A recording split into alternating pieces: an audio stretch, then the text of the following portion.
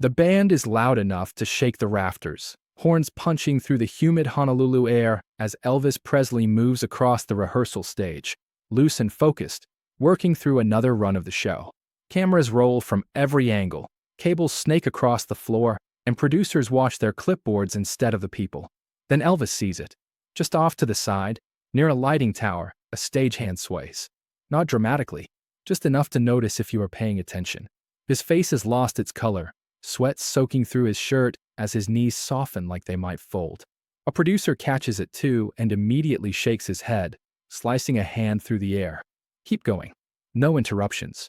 The satellite window is locked. Every second costs money. Colonel Tom Parker stands in the aisle, arms crossed, eyes sharp, already calculating consequences before anyone speaks. This is not a rehearsal anymore. It is a machine in motion. Elvis hears metal scrape against metal. He sees the man reach for the tower and miss. His voice falters for half a beat, barely noticeable unless you know him. Then he stops singing. The band keeps playing for a moment, confused, instruments still ringing as sound fills a room that suddenly feels too quiet. No one claps. No one moves. The stagehand drops to one knee, trying to wave it off, trying to stay invisible. The room holds its breath, thousands of dollars burning with every second of silence. Elvis does not look at the producer. He does not look at Parker. He looks at the man on the floor. Slowly, deliberately, he lowers the microphone from his mouth. That pause stretches just long enough for everyone to realize what he has done. He has broken the flow. To understand why that single choice carries real danger, you have to understand what this show represents.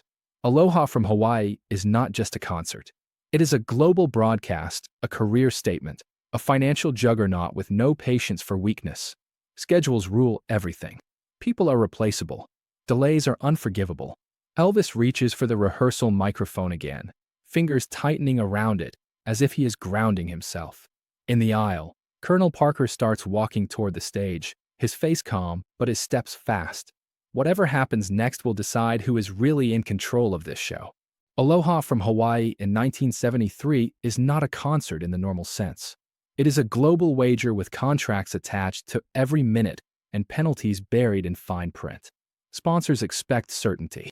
Broadcasters expect obedience. Delays are treated like betrayal.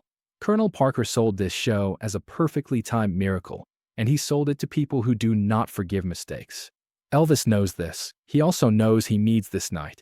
After years of headlines about excess and decline, this broadcast is supposed to remind the world that he still owns the stage.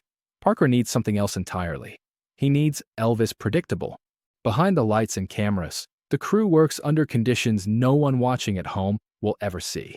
Long hours stretch into longer nights, the air heavy with heat and sweat as men climb ladders and tighten bolts with aching hands. Among them is the stagehand Elvis noticed earlier, a quiet presence who never complains, the kind of worker everyone relies on and no one really sees. He jokes through the pain, smiles when supervisors pass, and keeps moving because stopping means being replaced. Elvis sees more than most people think. Between takes, he asks if the man is all right and suggests getting him looked at. A supervisor answers quickly, almost rehearsed. There is no time. The schedule is tight. Everyone is tired. Push through. The words sound reasonable until Elvis hears them again and again, always followed by a look toward Parker's side of the arena. Later, in a low voice backstage, someone lets it slip. The stagehand asked earlier to step away. He was told to keep quiet, told there would be consequences if he slowed things down. The warning did not come from a foreman or a network rep. It came from Parker's chain. That changes the shape of the moment entirely. This is no longer about a man feeling faint. It is about the machine choosing momentum over people and daring anyone to challenge it. Elvis stands near the edge of the stage, listening to cues barked through headsets, watching Parker talk numbers with producers like nothing is wrong. He understands the message now. Sing, smile, and let the machine run. The band starts another count in, and the stagehand forces himself upright again. Elvis feels the walls closing in, exits disappearing one by one, and he realizes that if he lets this go, it will not stop here. Elvis does not make a scene right away. He starts with gestures small enough to look harmless, the kind that can be explained away as concern rather than rebellion. He asks his assistant to bring water to the side of the stage, then quietly suggests a medic stand nearby, just in case. The requests are met with tight smiles and quicker refusals. A floor boss steps in, voice low but firm, explaining that the network hates interruptions and medical presence looks bad on camera. Everything is about appearances. A message comes back through staff within minutes. Calm, professional, almost friendly. Stay on schedule. Stay on script. No surprises. Elvis does not need to ask who sent it. He cracks a joke into the microphone to loosen the room. Something easy that gets a laugh and buys a few seconds. On the surface, he looks relaxed. Underneath, his eyes never stop moving. He watches every ladder climb, every hand gripping a cable, every step the stagehand takes as he moves slower than before, breath shallow, shoulders tight with effort. Elvis times his patter so he can keep the man in view, stretching transitions without making it obvious. Between takes, Elvis walks closer and offers him a break, says it like a favor, like it is nothing. The stagehand shakes his head immediately, panic flashing across his face before he hides it behind a smile. He cannot stop. He cannot be the problem. Elvis understands that fear all too well. Another run-through starts. The band locks in. The cameras adjust. Elvis hears voices bleeding through headsets behind him, sharper now, less patient. He steps toward the edge of the stage just as Parker's voice carries from the aisle, quiet but unmistakable. He is speaking to the director, not bothering to lower his tone. Keep rolling if Elvis stops. The words land hard. This is not about safety. This is about control. Elvis feels the choice narrowing, the pressure compressing everything into a single line. If he pauses again, the machine will roll right over him. If he pushes forward, someone else might pay the price. He looks back at the stagehand, who wipes his face and forces himself up another rung, hands trembling just enough to notice.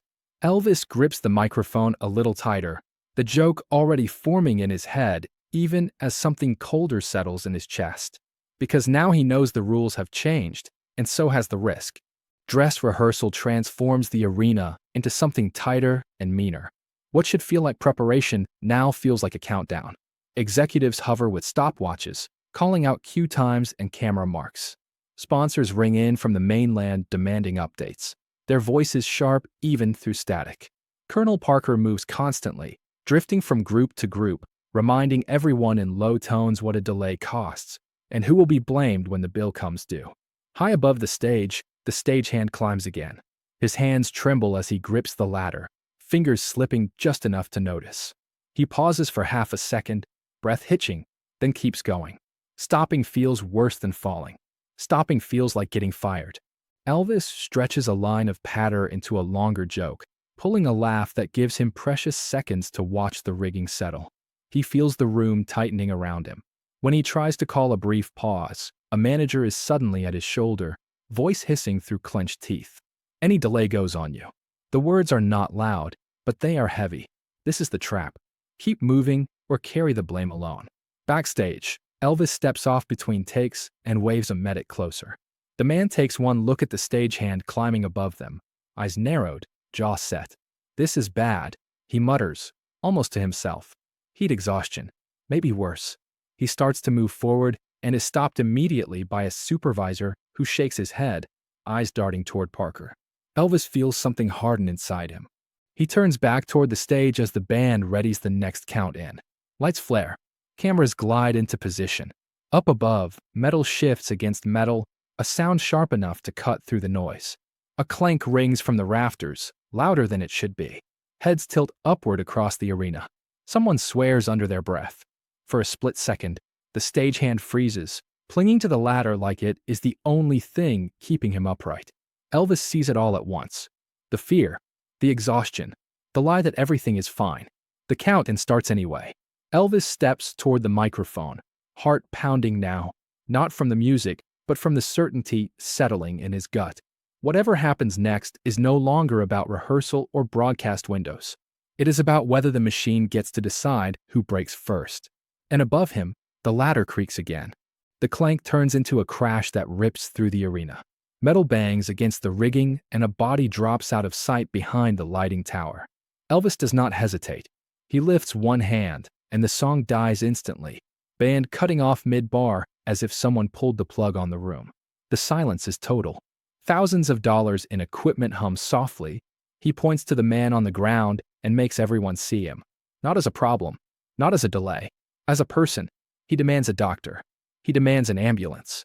He says it clearly enough that executives, producers, and crew chiefs all hear the same thing at the same time. Someone tries to talk about schedule. Someone else mutters about satellite windows and insurance. Elvis cuts them off without raising his voice. He says he will not sing another note until help is on the way and the crew knows they will not be punished for stopping. The machine grinds against him for a moment, gears screaming quietly behind polite faces. Then Parker appears backstage, face tight with controlled anger. He talks about contracts, about consequences, about how much is riding on this. Elvis listens, eyes steady, hands still. When Parker finishes, Elvis answers just as evenly. Nobody dies for my show. Not tonight. Not ever. If the cameras stop, they stop. If the schedule breaks, it breaks. That is the line. Parker stares at him, searching for the crack, the place where fear usually lives. He does not find it. Minutes stretch. Then sirens wail outside the arena. Paramedics rush in, moving fast now, because the decision has already been made. The stagehand is lifted onto a stretcher, oxygen mask pressed to his face, his hand squeezing back weakly when someone grips it. Crew members stand frozen, unsure if they are allowed to breathe yet. Elvis watches until the doors close behind them. Rehearsal does not resume right away. People talk in low voices, glancing at Parker, then at Elvis. By the time the sun drops and the arena empties, something has shifted. The machine is still there, but it has been stopped once. By nightfall, the crew is whispering it to each other like a secret they are afraid to believe. Elvis stopped the machine. By morning, the story has already slipped out of anyone's control. It spreads through hallways, coffee lines, and quiet corners of the arena, changing shape with every telling. One crew member swears Elvis carried the stagehand himself. Another insists the network tried to bury the incident before it reached executives back on the mainland. Details blur, but everyone agrees on the part that matters. He stopped the machine. Elvis does not encourage the talk. While the rumors grow louder, his team does the opposite, moving quietly and without announcement. They check on the stagehand at the hospital. They speak to his family. Help is offered without paperwork, without press, without strings. No one is asked to say thank you. Word of that spreads too, softer but heavier. Executives respond the only way they know how, by worrying out loud. Lawyers ask about liability. Producers debate what should be documented and what should disappear. Meetings are held behind closed doors. Colonel Parker listens to all of it, nodding, calculating, already thinking 3 steps ahead. This is not about gratitude. This is about control, and control slipped yesterday. Rehearsal resumes, but the atmosphere has changed. People move more carefully. Supervisors hesitate before barking orders. Ladders are steadied. Breaks are actually taken. There is a new fear in the air, not of punishment, but of being the next line that forces a choice. Everyone knows now that Elvis will stop everything if pushed far enough. That knowledge is dangerous. As the satellite feed creeps closer, tension tightens again. The schedule is tighter than ever, every second accounted for. Elvis runs through the set with focus, hitting marks, following cues, giving no one an excuse to challenge him. He looks calm, too calm. Parker watches from the side, waiting for the tell. Minutes before the broadcast window opens, Elvis steps off stage and asks for a change to the rundown. Just one, small on paper, unscripted. The room stills as the request moves through the chain, bouncing from producer to director to executive. No one says yes. No one says no. They all look at Parker, then back at Elvis, realizing too late that the machine may not be the one holding leverage anymore. Broadcast night arrives with no room left to negotiate. Every cue is locked. Every camera move has been drilled until muscle memory takes over. The satellite window waits for no one.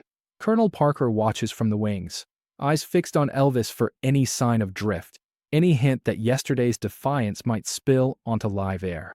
Elvis steps into the lights calm and centered, the roar of the crowd washing over him like a tide he has known his whole life. He sings like the world is listening, because it is. His voice is steady. His timing is perfect. The machine hums again, smooth and efficient, rolling forward on a knife edge. In the control room, producers relax by degrees, marking boxes, checking clocks. Between songs, Elvis pauses just long enough to feel the room lean in.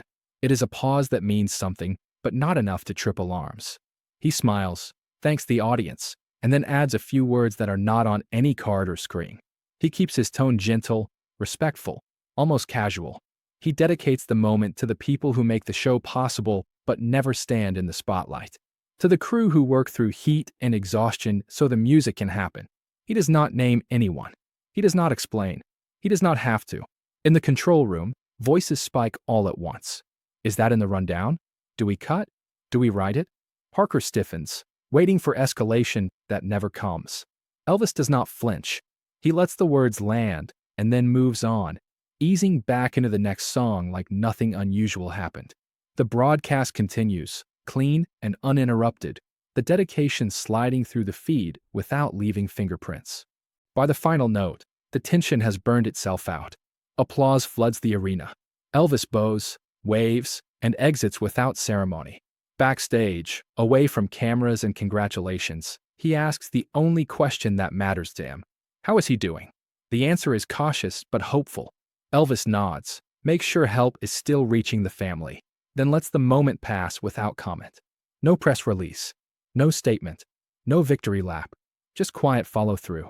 Later, long after the lights cool and the feed goes dark, the crew talks among themselves. That is when they decide what to call him. Not because he sang well, not because the show went smoothly, but because when the machine demanded everything, Elvis Presley chose a life instead.